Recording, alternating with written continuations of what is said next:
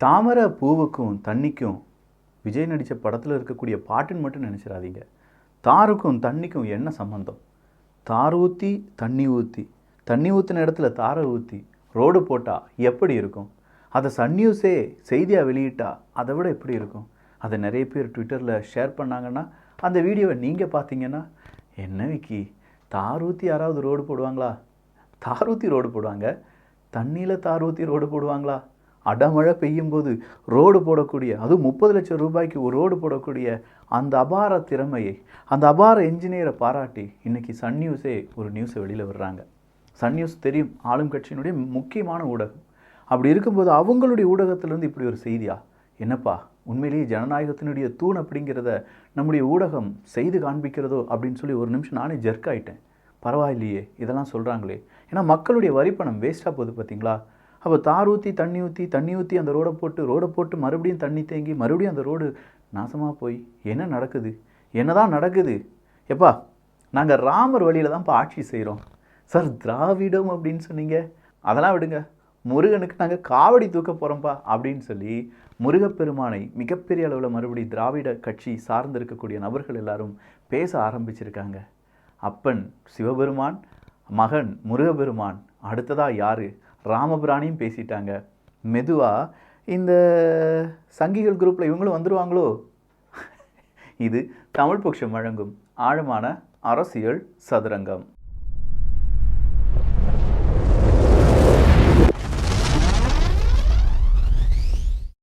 ஒரு விஷயத்தை புரிஞ்சுக்கோங்களேன். ஒரு மதத்தை எதிர்ப்பதும், ஒரு ஜாதியை எதிர்ப்பதும், ஒரு மொழியை எதிர்ப்பதும், இது எல்லாமே இப்போ அரசியலுக்காக பயன்படுத்தப்படுகிறது. முதல்ல ஒரு கொள்கை கோட்பாடு அப்படின்னு ஒன்று இருந்துச்சுங்க.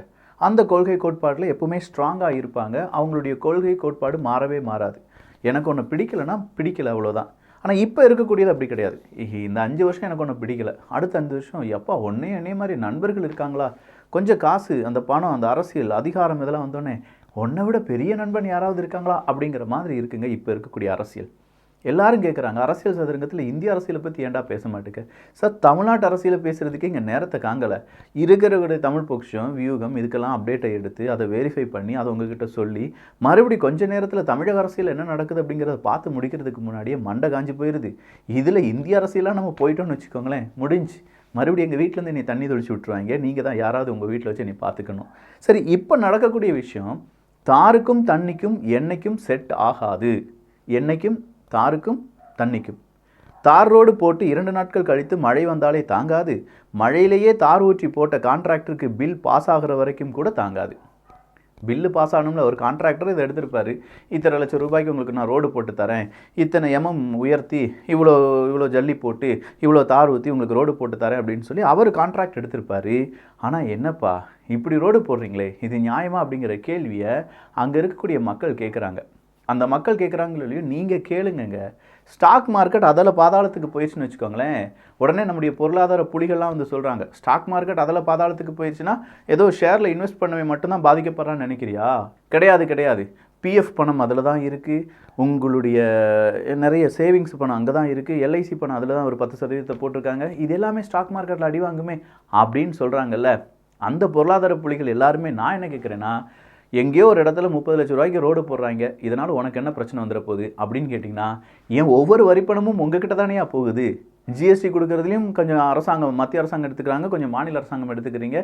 மாநில அரசாங்கத்துக்கும் தனியாக வேறு வரி, சொத்து வரி 2 மடங்கு ஆக்கிட்டீங்க, மின்சார கட்டணத்தை மறுபடியும் உயர்த்திருக்கீங்க. இப்படிலாம் சொல்லி நிறைய காசு நாங்கள் கொடுத்துட்டு தானே இருக்கோம். எங்களுடைய இன்ஃப்ராஸ்ட்ரக்சரை செய்து தர வேண்டியதான் உங்களுடைய கடமை. அப்போ நான் உங்களுக்கு சம்பளம் தரேன், அரசு அதிகாரிக்காக இருக்கட்டும், அரசியல்வாதிகள் வாங்கக்கூடிய சம்பளமாக இருக்கட்டும், இது ஏதோ மரத்தை உழுப்புனா வர்றதா?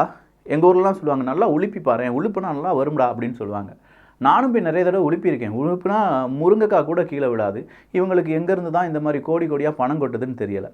அப்படி பணத்தை வாரி வளைச்சி நம்ம இன்ஃப்ராஸ்ட்ரக்சர் செய்யும்போது அதில் தாரில் தண்ணியை ஊற்றி தண்ணிக்குள்ளே ரோடை போட்டு ரோடுக்குள்ளே மறுபடியும் தண்ணி கட்டி அப்படின்னு சொல்கிற சிச்சுவேஷன் எல்லாம் மக்கள் பாவமியா, ரொம்ப பாவமியா, உங்களெல்லாம் எடுத்து கேள்வியே கேட்க முடியாது அப்படின்னு சொல்லி மக்கள் ஒரு ஓரமாக உட்காந்து என்ன செய்வாங்க தெரியுமா? புழுங்கி என்ன செஞ்சாலும் ஒன்றும் சொல்ல முடியாது விக்கி, அப்படியே கடந்து போயிடலாம். கடந்தே போயிட்டே இருக்கும், எல்லாத்தையுமே நம்ம கடந்து போயிட்டுருக்கோம் அப்படிங்கிறது தான். அடுத்தா ஜெயக்குமார் அண்ணன் வராரு. அந்த உடனே தாமோ அன்பரசன் அவர்கள், அன்பரசன் இவனுக்கு ஏதாவது ஒரு அறிவு இருக்கா, ஒரு திறமை இருக்கா? என்ன அவன் பாரம்பரியம்? கள்ளச்சாராயம் காய்ச்சின ஃபேமிலி, அவங்க அப்பா மேல பல கேஸ் இருக்குது. யாருன்னு தெரியல தாம அன்பரசன் அவர்கள். சரியான கேள்வி. யாருன்னு தெரியலன்னா நீங்கள் 2 தினங்களாக தமிழக அரசியலேருந்து அவுட் ஆஃப் டேட்டில் இருக்கீங்க, அவுட் டேட்டில் இருக்கீங்க. ஆமாம், அவுட் சிலபஸில் இருக்கீங்க. ஏன் தாம அன்பரசன் அவர்கள் தானே பேசினார், ஜெயலலிதாவை வச்சிருந்த எம்ஜிஆர் வச்சிருந்தனால ஜெயலலிதா அவர்கள் தப்பிச்சிட்டாங்க அப்படின்னு சொல்லி. அதே மாதிரி அரசியல்வாதிகளாக வரக்கூடிய நபர்களுக்கு மூளை இருக்கும், சினிமாவிலேருந்து அரசியல்வாதியாக வந்தால் மூளையெல்லாம் இருக்காது. சினிமாவில் வந்து ஆட்சி செய்யணுங்கிறதுலாம் எம்ஜிஆர் காலத்திலேயே முடிஞ்சிருச்சு. உடனே அங்கேருந்து ஒரு கமெண்ட் வருது, அப்படின்னா உதயநிதி ஸ்டாலின் அவர்கள் என்ன செஞ்சுட்டு இருந்தார் அப்படின்னு சொல்லி. ஐயோ, அது அவருக்கு தெரிஞ்சா என்னங்க, அவர் அரசியல் வாரிசில் இருக்கார். நெப்போட்டிசம்லாம் நம்ம சொல்லக்கூடாது. அது வந்து அரசியல் வாரிசு வந்திருக்காரு, அவங்க அப்பா அவங்க தாத்தா இவங்க எல்லாரும் அரசியலில் இருந்தாங்க. அது அந்த பிளட்டில் இருந்திருக்கு அவருக்கு அரசியல். விஜய்க்கு எப்படிங்க அரசியல் தெரியும்? விஜய் வந்து மூளை இருக்கா அவருக்கெல்லாம் இங்கே அரசியல் வந்தால் நிற்க முடியுமா அப்படின்னு சொல்லி நேரடியாகவே விஜயை சீண்ட ஆரம்பிச்சிட்டாங்க. இனி அவ்வளோதான். அவருக்கு இப்போ பாருங்களேன், நிறைய மாநாடு சேலத்தில் நடக்கும்னு சொன்னாங்க, திருச்சியில் நடக்கும்னு சொன்னாங்க. ஏக்கர் கணக்கில் நிலப்பரப்பு வேணும்ப்பா, நிறைய பேர் கூடுவாங்க எங்கள் கூட்டம் அப்படின்னு சொல்லி விஜய் அவர்கள் சார்பாக ஒவ்வொரு இடத்தையும் வைக்கும்போது ஃபஸ்ட்டு இடத்துக்குலாம் ஓகே சொல்லிடுறாங்களாம்.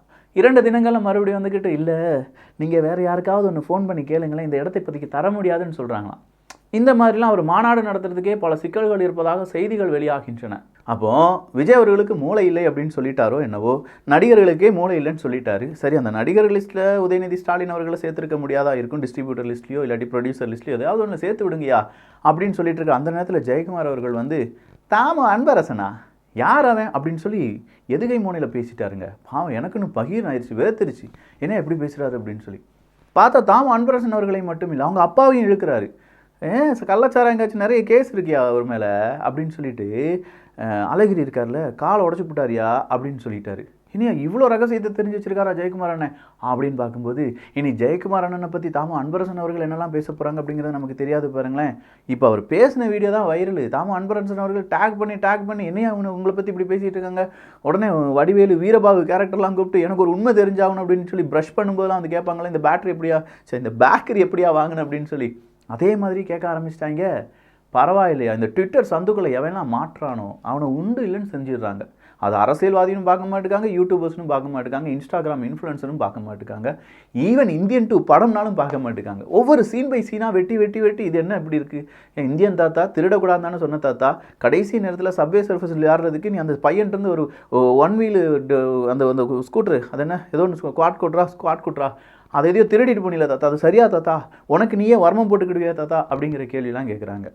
இந்த மாதிரி கேள்வியெல்லாம் சினிமாவுக்கு கேட்குறத விட்டுட்டு நான் என்ன சொல்கிறேன்னா, நிஜத்தில் நடக்கக்கூடிய தவறுகளை சுட்டி காண்பியுங்கள். சினிமாவில் 1000 பிரச்சனை இருக்குது, 1000 மிஸ்டேக்ஸ் இருக்குது, சுட்டி காண்பிக்கிறோம். அது நம்ம வேலையே கிடையாது ஆக்சுவலாக. ஓகே, உங்களுக்கு பிடிச்சிருக்கு, நீங்கள் அதை சுட்டி காண்பிக்கிறீங்க. ஆனால் நான் என்ன கேட்குறேன், ரியல் லைஃப்பில் எவ்வளோ நடந்துகிட்ருக்கு.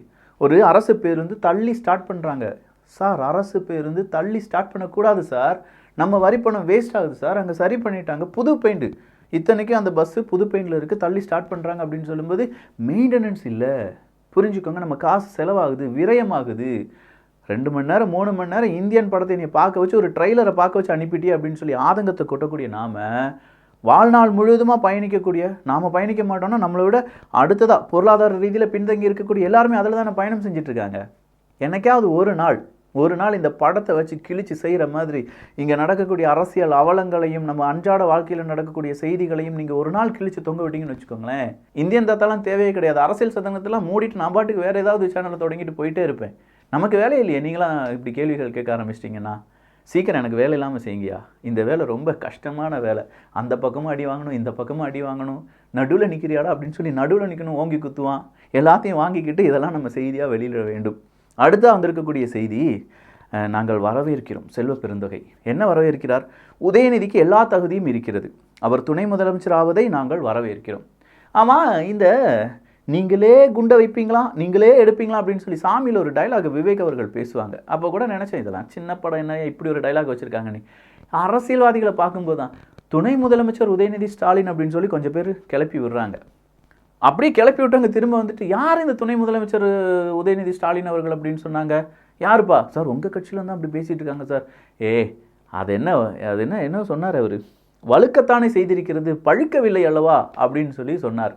சரியான ஸ்டாலின் அவர்கள் இப்படிலாம் பேசுவாரா? ஆமாம், கருணாநிதி அவர்களுடைய மகன் அப்படிங்கிறத ப்ரூவ் பண்ணணும்ல.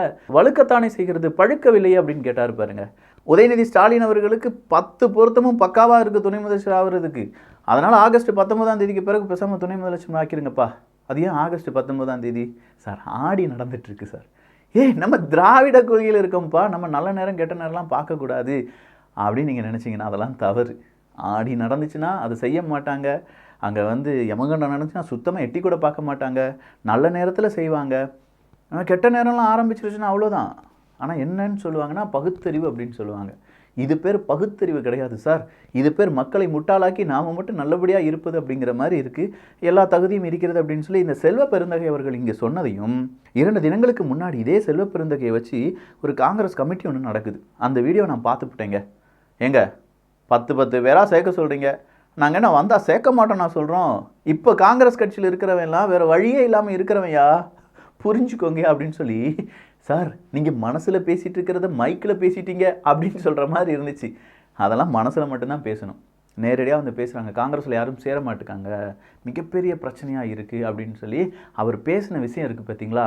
செல்வ பெருந்தகை ஐயா, நீங்கள் கொஞ்சம் அங்கிட்டு எட்டி பார்த்தீங்கன்னா நம்ம கட்சியில் என்ன ஓட்ட உடசல் எல்லாமே இருக்குது அப்படிங்கிறது கொஞ்சம் எட்டி பார்த்துட்டு, இந்த பக்கமாக இருக்கக்கூடிய உதயநிதி ஸ்டாலின் அவர்களுக்கு முதலமைச்சராக துணை முதலமைச்சர் அப்படிங்கிறதெல்லாம் மாறிட்டு நம்ம கட்சியிலேருந்து என்னைக்கு ஒரு முதலமைச்சர் துணை முதலமைச்சர் உருவாக்க போகிறோம் அப்படின்னு சொல்லி யோசிச்சிங்கன்னா இன்னும் கொஞ்ச நாள் கூட தமிழ்நாட்டில் காங்கிரஸ் அப்படிங்கிறது ரொம்ப ஜெகஜோதியாக இருக்கும் அப்படிங்கிறது ஒரு தாழ்மையான வேண்டுகோள். அவ்வளோதான், வேறு எதுவுமே கிடையாது. சரி, இங்கே பழுக்க வைப்பதற்கு என்ன செய்யலாம் அப்படிங்கிறத சீமான் அவர்கள் ஒரு கிளாஸ் எடுத்தார். அவர் பழுக்க வைக்கிறதுக்கு உதயநிதி அவங்க மகனை, எங்கள் ஊர்லலாம் வாழைப்பழம் பழுக்க வைப்பதற்கு இந்த சாக்கு மூட்டையில் கட்டி என்ன செஞ்சிடும், அப்படியே ஓரமாக தூக்கி போட்டு விட்ரும். இல்லாட்டி வைக்கோலை வச்சு புகையை போடுங்கயா, பழுத்துரும். உதயநிதி ஸ்டாலின் அவர்கள் பழுக்க வைக்கிறதுக்கு இதெல்லாம் செய்யா அப்படின்னு சொன்னாங்க. எங்கள் ஊரில் என்ன தெரியுமா செய்வாங்க?